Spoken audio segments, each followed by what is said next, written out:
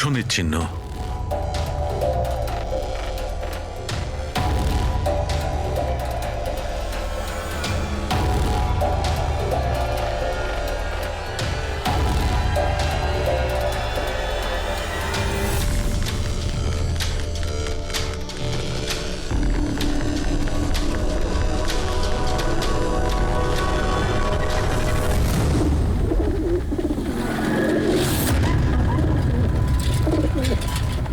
Sir, এই হিতেনের হাবভাব কিন্তু ভালো ঠেকছে না।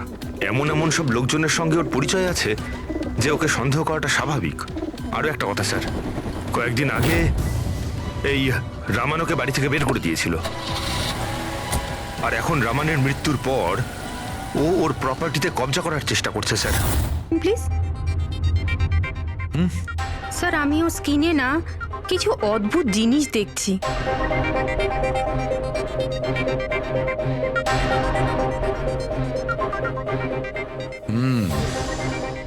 সারিকা, এই যে অদ্ভুত জিনিসটা দেখতে পাওয়া যাচ্ছে, আসলে এটা প্যারাফিন। প্যারাফিন? আরে, তার মানে ওই বিষটা ওর থাইতে ইনজেক্ট করা হয়েছিল? করা হয়েছে, ওই বিষটা এর থাইতেই ইনজেক্ট করা হয়েছে। তাহলে এই মোম কোথা থেকে এলো? মোম কোথা থেকে এলো? সারিকা, এইখান দিয়ে খনি বিষ ইনজেক্ট করেছে। আসলে এই বিষটা মোম দিয়ে, প্যারাফিন দিয়ে কোটেড ছিল। এই জন্যে এর চামড়াতেও আর এর রক্ততেও প্যারাফিন পাওয়া গেছে। কারণ খুনি চায়নি যে এই বিষটাও শরীরে গিয়ে খুব শিগগিরই কাজ শুরু করুক, সেই জন্য ও এটাকে কোট করে দিয়েছে। আর এই যে বিষটা এসকামাইন, এটা একটা বায়ো পয়জন, জৈবিক বিষ। খুনি সেটা মোম দিয়ে কোট করেছে, এর শরীরে ইনজেক্ট করেছে, আর তারপর মোমটা এর শরীরের উত্তাপে গলতে শুরু করে দিয়েছে, আর বিষটা এর শরীরের মধ্যে গিয়ে নিজের কাজ শুরু করে দিয়েছে। তার মানে এই বিষটা কোনো লিকুইড ফর্মে নয়, বরং প্যালেট মানে ছোট গুলির আকারে এর শরীরে প্রবেশ করানো হয়েছিল। এক্স্যাক্টলি।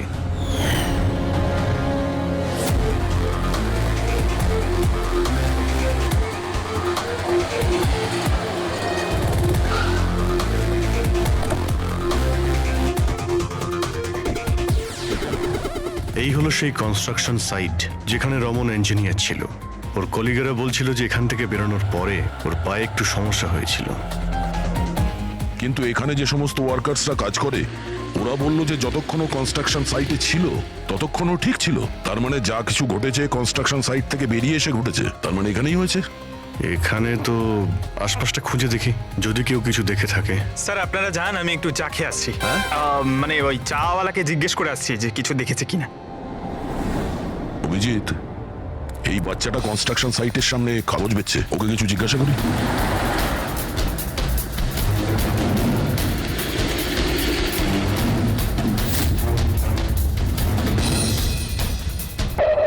কি নাম বাবা তোমার? চুটকি। ছুটকি। আচ্ছা, তুমি এটা দেখো তো, এটা এই ছবিটা ভালো করে দেখো, দেখো তো তুমি একে চিনতে পারছো কিনা। হ্যাঁ, এই লোকটা তো আমার কাছ থেকে খবর কাগজ কিন্তু 3 দিন ধরে আসছে না। তাহলে 3 দিন আগে তুমি এই আঙ্কেলকে এখানে দেখেছিলে? হ্যাঁ, একটা লোকের সঙ্গে ধাক্কা খেয়েছিল, ওনার চোটও লেগেছিল। ওই লোকটা কেমন অদ্ভুত ছিল। অদ্ভুত? অদ্ভুত মানে? আবে অন্ধ নাকি, দেখে যেতে পারিস না? অন্ধ আমি ভাই।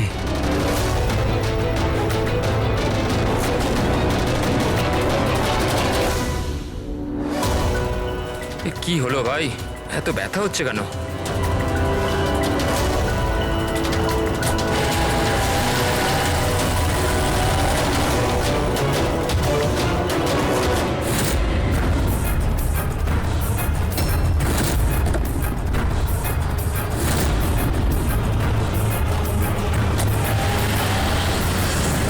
তার মানে ও অন্ধ ছিল না, ওই হামলা করেছিল রমনের ওপর। আচ্ছা, এটা বলো তো যে ওই আঙ্কেলকে তুমি চিনতে পারবে? তুমি কি ওকে ঠিক করে দেখেছিলে? না। আচ্ছা, ওই গাড়ির নাম্বারটা মনে আছে? না আঙ্কেল, ওই আঙ্কেলকে গাড়ি চালাতে দেখে আমি অবাক হয়ে গেছিলাম, এই জন্য গাড়ির নাম্বার মনে নেই। কিন্তু কি হয়েছে আঙ্কেল? ইঞ্জিনিয়ার আঙ্কেল ঠিক আছে তো? না বাবু, ওর কিছু হয়নি। ও অন্য কোনো কনস্ট্রাকশন সাইটে চলে গেছে, এখনো এখানে আসবে না। Thank you. হ্যাঁ, তুমি এখন নিউজ পেপার বিক্রি করছো, তুমি স্কুলে যাবে না?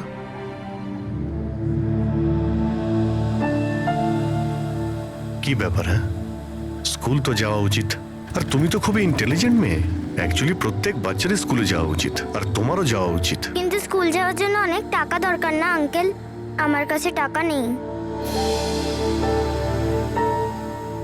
বাবু, যদি তোমার পয়সা দিতে না হয় তাহলে তুমি স্কুলে যাবে? হ্যাঁ আঙ্কেল, আমি নিশ্চয়ই যাব। আমার পড়তে খুব ভালো লাগে।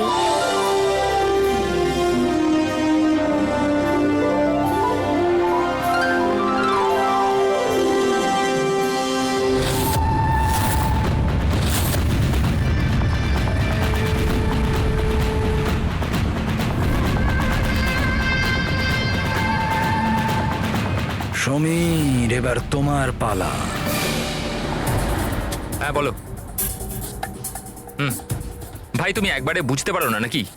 দেখো, আমি তোমায় আগেই বলেছি, তুমি যা খুশি করো, আমি ওই ফালতু জায়গার জন্য একটা টাকাও খরচ করব না।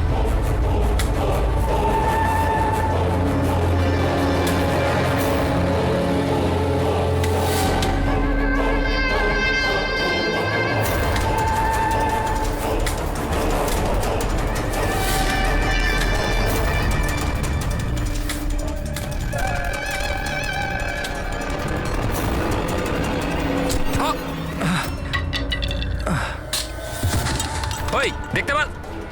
আমার আমার লাঠি। Sorry sorry sorry sorry sorry I am sorry আমার এই তো লাঠি। I am sorry, extremely sorry. আপনার কোথাও লাগেনি তো? আপনি ঠিক আছেন তো? আমি আপনাকে কোথাও ছেড়ে দিই? না না, আমি ঠিক আছি, আমি চলে যাব।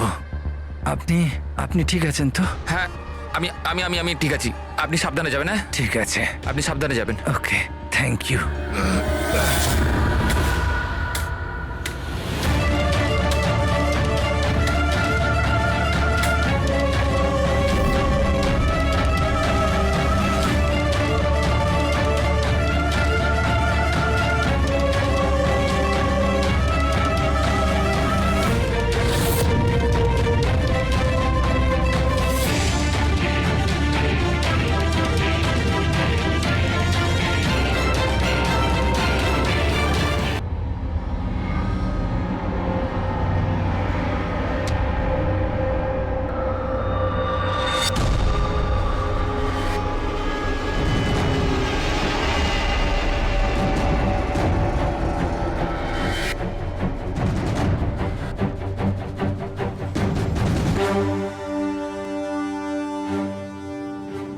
শাহরুখে, কি জানতে পারলে?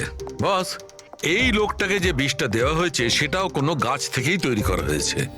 কি, এটাও কোনো গাছ থেকে? হ্যাঁ বস, কিন্তু এটা কি ধরনের বিষ সেটা সারিকা এক্ষুনি জেনে যাবে। এই বিষটার নাম রিকিউনিস কমিউনিস। আর এই বিষটা আগের বিষটার থেকেও অনেক বেশি বিষাক্ত আর ভয়ঙ্কর। রিকিনেস, এটা কোনো গাছের নাম নাকি? হ্যাঁ ফ্রেডি, এটা একটা গাছের নাম। আর বস, এটা কোনো সাধারণ গাছ নয়, সহজে পাওয়া যায় না।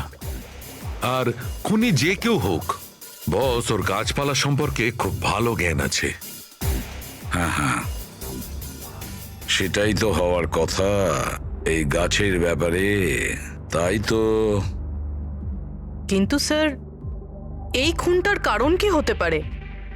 আমরা তো রামানের খুনের কারণ জানি না, সমীরেরও না। আর দূর দূর পর্যন্ত এদের নিজেদের মধ্যে কোনো সম্পর্কও ছিল না।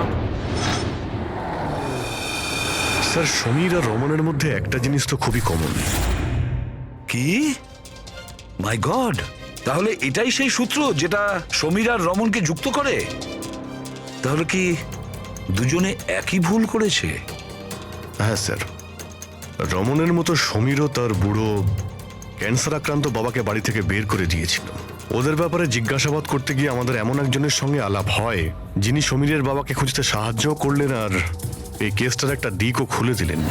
সে কে? স্যার, ইনি doctor Dinesh. Hello sir. Cancer সেন্টারের এইচওটি। সমীরের বাবার চিকিৎসা উনিই করছিলেন। ডক্টর দীনেশ, একটা কথা আমাকে বোঝান। সমীর যখন তার বাবাকে বাড়ি থেকে বের করে দেয়, তাহলে সমীরের বাবা, মানে বলতে চাইছি সমীরের বাবা আপনার ওখানে কিভাবে পৌঁছলো ক্যান্সার সেন্টারে? কেউ ওনাকে হাসপাতাল পৌঁছে দিয়েছিলেন। আমি হাসপাতাল পৌঁছেছিলাম যখন আমি ওনাকে দেখলাম একটা চেয়ারে বসে কিছু বিড়বিড় করছিলেন, হাতে একটা খাম ছিল। আমি জিজ্ঞেস করলাম, আপনি কে? কিন্তু উনি কিছু মনে করতে পারলেন না। আমি ওনার হাত থেকে খামটা নিলাম। টাকা ছাড়াও একটা চিঠিও ছিল, তাতে লেখা ছিল উনি ক্যান্সারের পেশেন্ট, আর আমরা যাতে ওনাকে এখানে ভর্তি করিয়ে চিকিৎসা শুরু করি। অ্যাডমিশনের জন্য যে টাকাটা লাগবে সেটা খামের মধ্যে আছে, আর চিকিৎসার যা খরচ সেটা হাসপাতালের অ্যাকাউন্টে ট্রান্সফার হয়ে যাবে। ওনার বয়স আর অবস্থা দেখে আমি ওনাকে অ্যাডমিট তো করে নিলাম, কিন্তু আমি চিন্তায় ছিলাম যদি টাকাটা না পাওয়া যায়। কিন্তু ভগবানের অনেক কৃপা, পরের দিনই চিকিৎসার সমস্ত টাকা 10 লাখ টাকা হাসপাতালের অ্যাকাউন্টে ট্রান্সফার হয়ে গেছিল। 10 লাখ টাকা? কে কি ট্রান্সফার করেছে? স্যার 100% খুনই করেছে। স্যার ব্যাংক ডিটেলস থেকে জানতে পারবো? জানতে পারা গেছে অ্যাকচুয়ালি টাকাটা সমীরের ওয়াইফ রত্না দিয়েছিল। এইসব আমার ভুল স্যার। আমার জন্য সমীরের প্রাণ চলে গেল। আমি ওকে বলেছিলাম বাবার দেখাশোনার জন্য খুব প্রবলেম হচ্ছিল, আর সব সম্পত্তি আর সব আমাদের নামে হয়ে গিয়েছিল। তাই আমি সমীরকে বলে বাবাকে বাড়ি থেকে বের করে দিয়েছি। লজ্জা হয় না তোমার? সমীরের বাবা তোমারও বাবার মতনই, তাকেই বাড়ি থেকে বের করে দিলে? তাহলে এসব করার পরেও ওনার ট্রিটমেন্টের জন্য 10 লাখ টাকা কেন দিলেন? আমাকে কেউ হুমকি দিয়েছিল স্যার, যে বাবার চিকিৎসার জন্য 10 লাখ টাকা না দিলে ও সমীরকে আর আমাকে মেরে দেবে। স্যার আমি ওনাদের 10 লাখ টাকা দিয়ে দিয়েছি, তাও ওরা সমীরকে মেরে ফেললো। আর আর এখনো বলেছে যে প্রতি মাসে বাবার চিকিৎসার জন্য 50,000 টাকা না দিলে ও আমাকেও মেরে ফেলবে। কারোর উপর সন্দেহ আছে তোমার? না। ওর ব্যাপারে কিছু মনে আছে? ওর গলার স্বর, কথা বলার ধরন? কিচ্ছু মনে নেই স্যার, প্লিজ আমাকে বাঁচিয়ে নিন স্যার। আমি মরতে চাই না স্যার, আমি বাবাকে বাড়ি নিয়ে আসবো। আমি এখন থেকে ওনার সব সময় দেখাশুনো করব, ওনার কোনো কষ্ট হবে না স্যার। প্লিজ আমাকে বাঁচিয়ে পাবেন নিন না। Sir, please. আপনার কিচ্ছু হতে দেব না, কেমন? পুরবিয়া কাজ করো, যে নাম্বার থেকে ওকে হুমকি দেওয়া হতো সে নাম্বারটা নাও আর দেখো কোথাকার। আপনি যান। চলুন।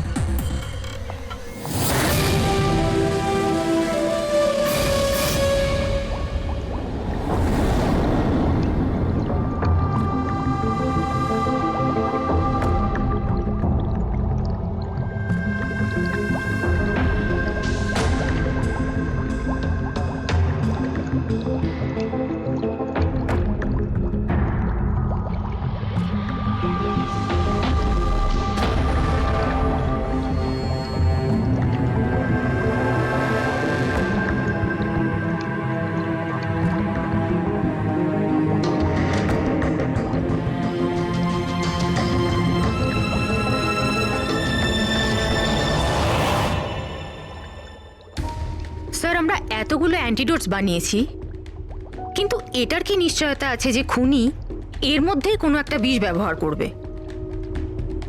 এবার আর যাই করি, আমরা খুনির মাথার ভেতরে তো আর ঢুকতে পারবো না। তোমার কথাটা একদম ঠিকই সারিকা, কিন্তু একটা কথা ভাবো, খুনি এই গাছগুলো থেকে বিষ বার করে ব্যবহার করছে। এই গাছগুলো থেকে আগেরটা থেকে আরো বেশি বিষাক্ত প্রত্যেকবার। আমাদের সবসময় প্রস্তুত থাকতে হবে। জানি না পরের বার কোন ধরনের গাছের বিষ কাকে প্রয়োগ করবে, জানি না কার ওপর, কবে, কখন, কোথায়, কোন ধরনের গাছের জানা নেই।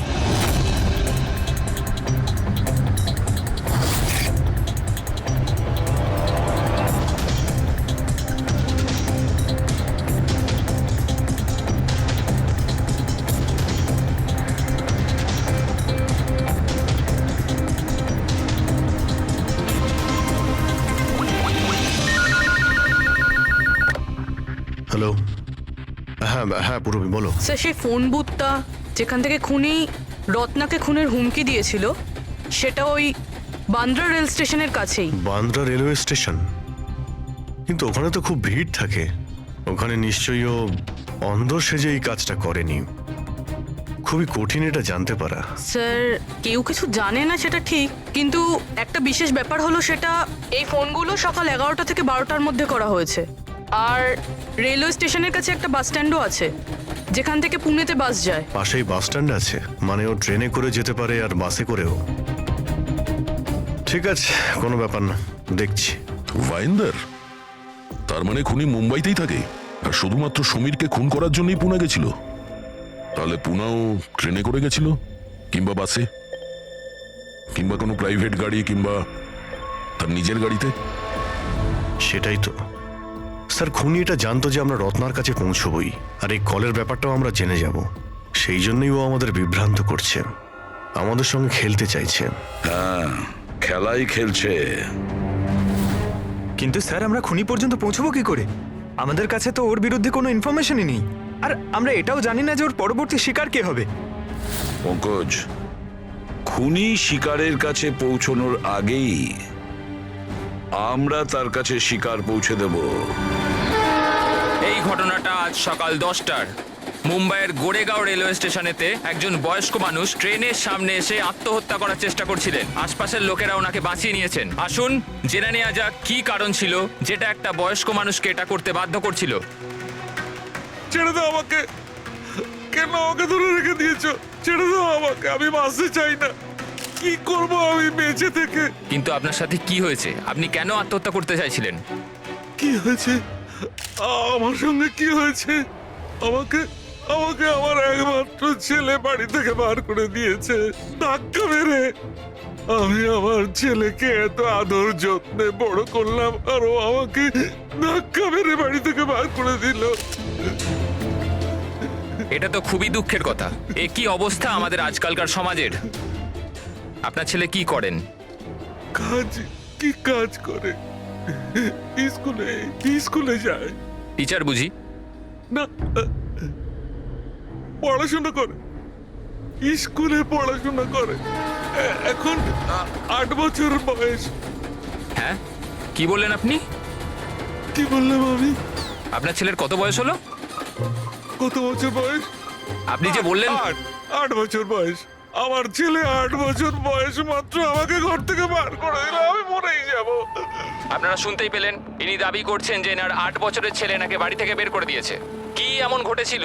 কে এই 8 বছরের বাচ্চা? রেল লাইনে মাথা দিচ্ছিলেন যে বয়স্ক মানুষ, তার 8 বছরের ছেলের খোঁজ আমরা পেয়ে গেছি। আসলে তিনি একজন 33 বছরের সফটওয়্যার ইঞ্জিনিয়ার। বয়স্ক মানুষটির মস্তিষ্কের সমস্যা থাকার জন্য উনি এখনো ছেলেকে 8 বছরেরই ভাবেন। ওনার ছেলে আমেরিকায় থাকেন, আর সে ওনাকে বাড়ির বাইরে বার করে দিয়েছেন। আর তারপরে বয়স্ক মানুষটি আত্মহত্যা করার চেষ্টা করেন। আসুন আসুন ওনার ছেলেকে জিজ্ঞেস করি উনি এটা কেন করলেন। Sir, 1 minute. স্যার, একটা প্রশ্ন ছিল। স্যার, এটা কি সত্যি খবর যে আপনি আপনার বাবাকে বাড়ি থেকে বার করে দিয়েছিলেন? হ্যাঁ, এটা সত্যি। স্যার আপনি এটা কেন করলেন? আপনার কি এটা একদম খারাপ লাগলো না? হ্যাঁ, বার করেছি আমি, আর খারাপও লাগেনি। আপনি চেনেন ওনাকে? আপনি কখনো সহ্য করেছেন? ওনার অ্যালজাইমার আছে, ওনাকে সামলাতে সামলাতে পাগল হয়ে যাচ্ছি আমি। আমার একটা নিজস্ব জীবন আছে, আমার ওয়াইফ আছে, বাচ্চা আছে। কি করব আমি? আরে কতদিন ধরে টাকা খরচা করে ওনার ট্রিটমেন্ট করাবো আমি, আর কিচ্ছু নেই আমার কাছে। কি করে ট্রিটমেন্ট করাবো ওনার আমি? আরে আমাদের পেছন ছাড়ো তুমি, এখান থেকে দূরে কোথাও চলে যাও। বিরক্ত হয়ে গেছে আমি তোমার থেকে। এই নাটক দেখার জন্য এখানে দাঁড় করে রেখেছো, এবার আনন্দ পেয়েছো তো? চলে যাও এখান থেকে। Sir sir sir sir sir sir, আপনিও তো কখনো ছোট ছিলেন। ইনি আপনাকে পড়াশোনা শিখিয়ে বড় করলেন, আপনাকে মানুষ করলেন, আর আপনি ওনাকে বাড়ির বাইরে বার করে দিলেন। ভালোবাসা উদলে পড়ছে? হ্যাঁ, যা যা তুলে নিয়ে যা। মাথা খারাপ করো না আমার। তোমার যা করা ছিল তুমি করে নিয়েছো এখানে ডেকে আমাকে। শান্তি পেয়েছো তো? টাকা কামিয়েছো? যাও এখান থেকে। তাহলে দেখলেন আপনারা কিভাবে একজন ছেলে তার বাবাকে বাড়ির বাইরে বার করে দিলেন। এবার এই বয়স্ক মানুষটি কোথায় যাবেন? কার ভরসায় বাঁচবেন? ইনি এনার সারা জীবনের পুঁজি ছেলের উপর খরচ করেছেন, আর সেই ছেলেই আজকে এনাকে বাড়ির বাইরে বার করে দিয়েছে।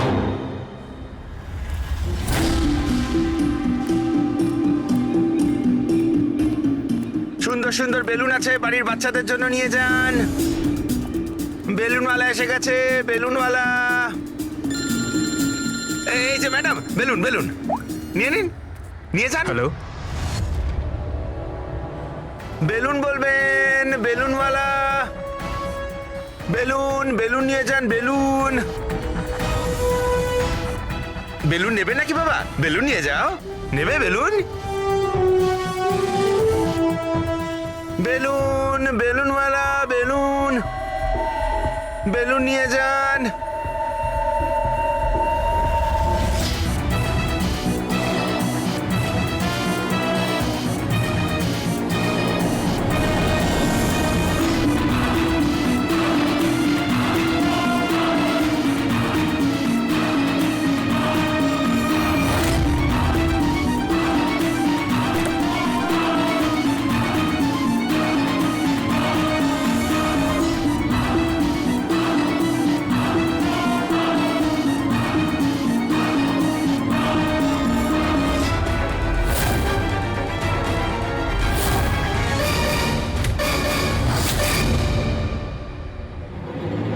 স্যার স্যার একজন অন্ধ বিল্ডিং এর দিকে আসছে।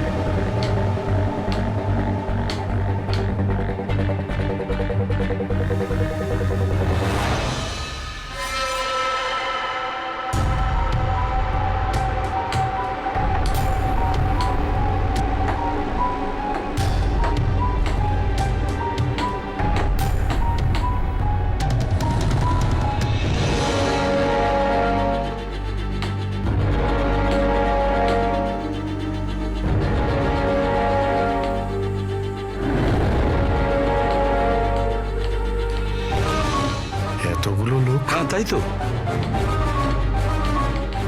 স্যার, এতজন অন্ধ একসাথে? আমরা তো একজন ভেবেছিলাম, এখানে তো 8-10 জন বেরিয়ে গেছে। মনে হচ্ছে এটা ওদের চাল। আপনারা যাবেন কোথায়? এক মিনিট সবাই একসঙ্গে এখানে কি করে এলেন? আরে কি করছেন এখানে আপনারা? আরে সবাই একসঙ্গে, কি হয়েছেটা কি? হ্যাঁ কি হয়েছে? এখানে চোখের ফ্রি চেক আপের ব্যবস্থা করা হয়েছে। সম্পদ বলল, মানে ওই আমাদের এখানে ডেকে এনেছে। দেখুন এখানে কোনো ক্যাম্প হচ্ছে না। আর আপনাদের এই খবরটা কে দিয়েছে বলুন তো? ওই তো ডেকেছিল আমাদের এখানে।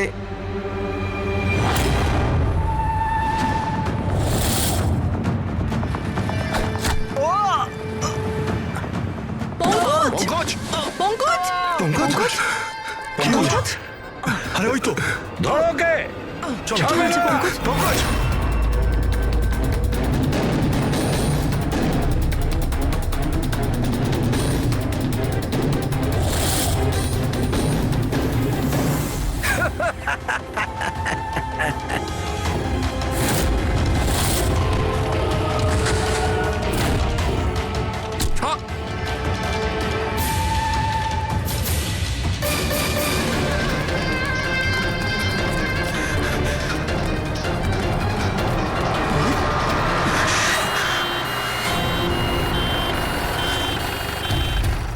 এসো এসো, তাড়াতাড়ি এসো। পঙ্কজ, তোর কিচ্ছু হবে না। কিচ্ছু হবে না। পঙ্কজ, একে অ্যাম্বুলেন্সে নিয়ে যাও।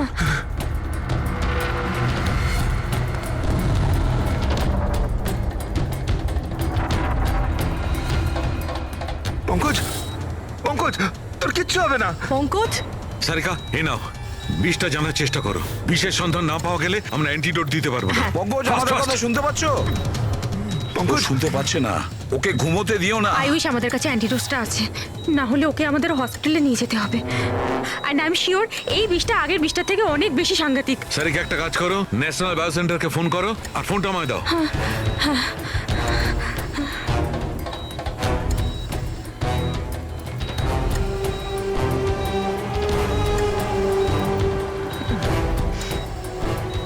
Pankaj, don't worry, Pankaj.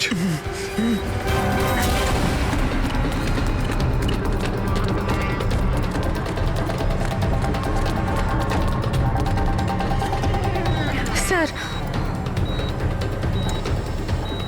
O my god, এটা হতে পারে না। বস ওর তো বিষটাই পাল্টে দিয়েছে। কিন্তু স্যার আমাদের কাছে এতগুলো অ্যান্টিডোটস আছে, একটা তো অন্তত কাজ করবে। কোনো কাজ করবে না বস, এটা গাছের বিষই নয়, ও বিষটা পাল্টে দিয়েছে। এবার কি হবে সালুকে? কিছু একটা করো। পঙ্কজ, পঙ্কজ কিপ ব্রিদিং, সব ঠিক হয়ে যাবে। হ্যাঁ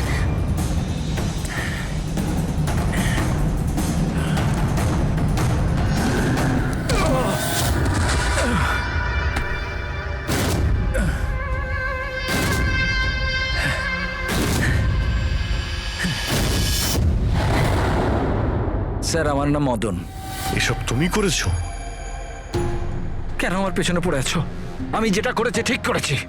তুমি বলছো এগুলো করে ঠিক করেছো? আমি শুধু খারাপ লোকেদের শাস্তি দিয়েছি। যারা নিজেদের বাবা মায়ের খেয়াল রাখে না, তাদের বেঁচে থাকার কোনো অধিকার নেই। যখন আমার মায়ের মৃত্যু হয়েছিল, আমার দুনিয়া শেষ হয়ে গেছিল। ওই সময় তখন থেকেই আমি এই সংহতি বৃদ্ধাশ্রমে শুরু করেছি।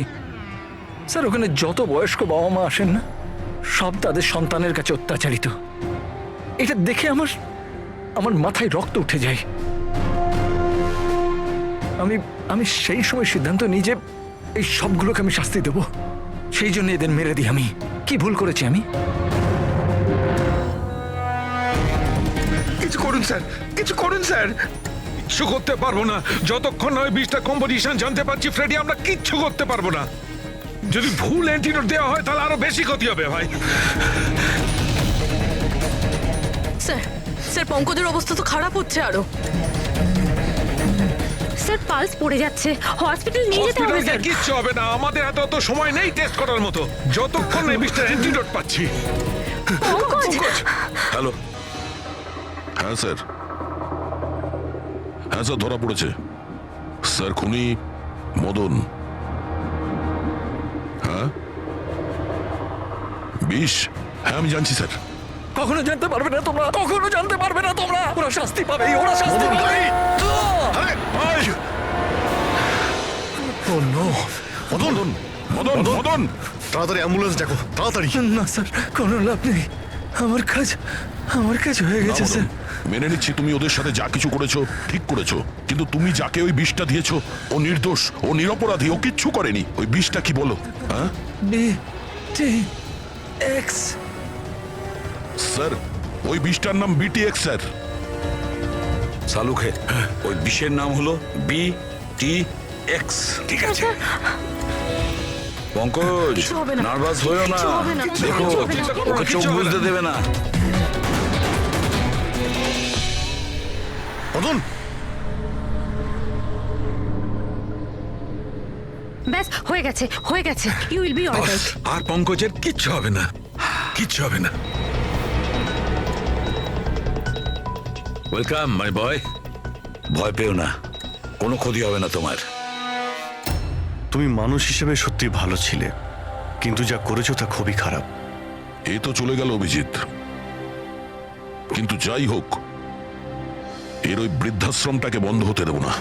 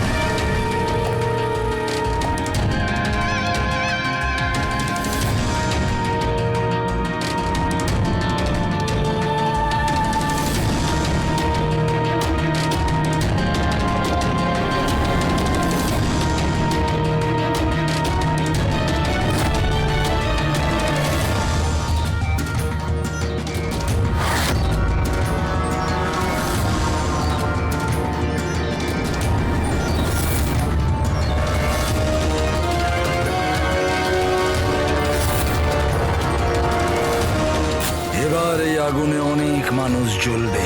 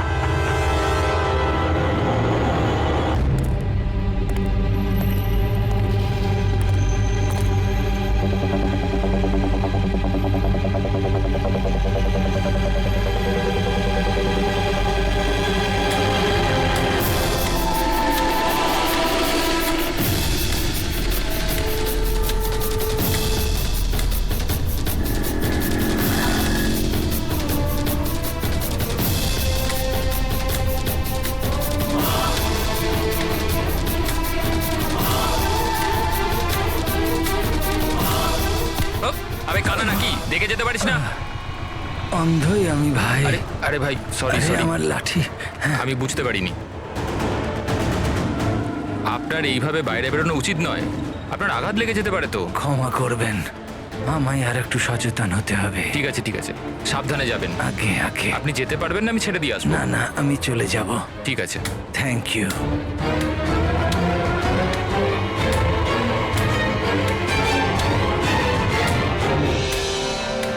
কি হলো রে বাবা, এ ব্যথা করছে কেন?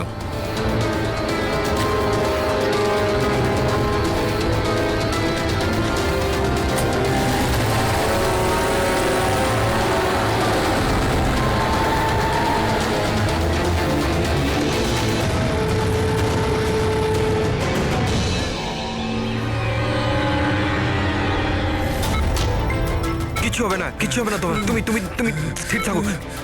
পা ধরো, পা ধরো। Doctor injection fast, quick.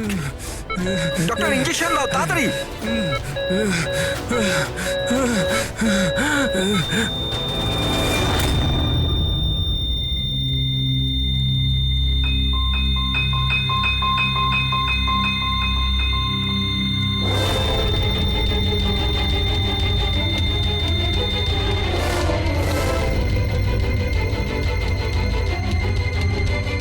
O my god, he is dead.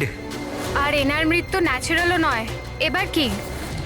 আমি জানি প্রিয়া, ইটস এ মার্ডার। আমি ডক্টর সালুখেকে এই কেসের ব্যাপারে সব কিছু বলে দিয়েছিলাম। এতক্ষণও তো উনি ফাইন্ড আউট করেই নিয়েছেন যে রমেনের মৃত্যুর প্রকৃত কারণ কি। বিষ? রমনের মৃত্যু বিষক্রিয়ায় হয়েছে? হ্যাঁ বস, খুব মারাত্মক বিষ। প্রথমে এটা মানুষের মস্তিষ্কে প্রভাব বিস্তার করে। প্রথমে ডিলেরিয়াম, ফটোফোবিয়া, অ্যামিনেশন। তারপরে ওই বিষটা অন্য অঙ্গ প্রত্যঙ্গে প্রভাব বিস্তার করে। বাকি অঙ্গ প্রত্যঙ্গ ধীরে ধীরে কাজ করা বন্ধ করে দেয় আর মানুষের মৃত্যু হয়। ডক্টর সালুখে, এটার কোনো অ্যান্টিডোট হবে নিশ্চয়ই? সব বিষেরই অ্যান্টিডোট হয় ফ্রেডি, কিন্তু সেই জন্যে আমাদের ওই বিষের ব্যাপারে সবকিছু জানা প্রয়োজন। আর বস, এই বিষ খুব সহজে ধরা যায় না। আমাকেও অনেক ধরনের টেস্ট করতে হয়েছে ওই বিষটা আইডেন্টিফাই করতে। স্যার, বীজ দিয়ে মারা আলাদা কথা, কিন্তু এমন বীজ দেওয়া যাতে এইভাবে ছটফট করতে করতে মরবে, এটা কিরকম চমকে যাওয়ার মতো কথা না স্যার? সে যেই হোক এতটাই ঘৃণা করতো রমনকে যে ও ওকে এরকম সাংঘাতিকভাবে মেরে ফেললো।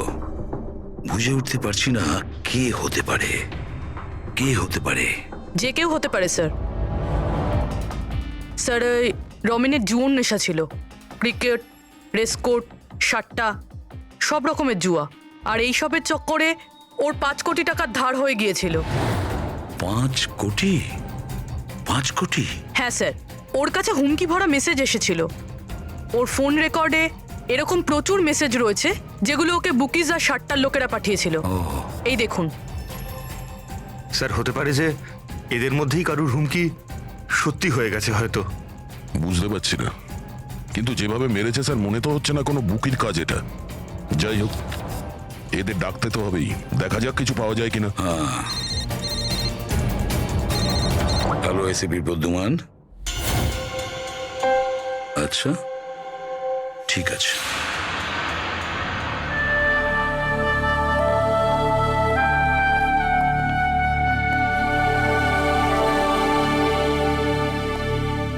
আপনি রমেনের খুড়তুতো ভাই হিতেন। হিতেন, কেউ রমনকে খুন করে দিয়েছে। কি মনে হচ্ছে আপনার, কে করেছে? আমি জানি না স্যার। স্যার, খারাপ কাজের খারাপ পরিণাম একদিন না একদিন তো এটা হতোই। এবার কে করলো, কিভাবে করলো সেটা তো জানি না স্যার, কিন্তু এতজনের সাথে শত্রুতা, এত টাকা ধার, ওদের মধ্যে কেউই হয়তো। স্যার, আচ্ছা, আপনি ছাড়া পরিবারে আর এর কে কে আছে? মা আছে ওর, কিন্তু এখন উনি কোথায় আছেন সেটা আমি জানি না। আচ্ছা ঠিক আছে, আমাদের ইনভেস্টিগেশন এখনো চলছে, তো বডিটা এখন আমাদের কাছেই থাকবে। আপনি আপনার নাম্বারটা ওখানে লিখিয়ে দিয়ে যান, প্রয়োজন পড়লে আপনাকে কল করে নেব। ঠিক আছে স্যার। Thank you.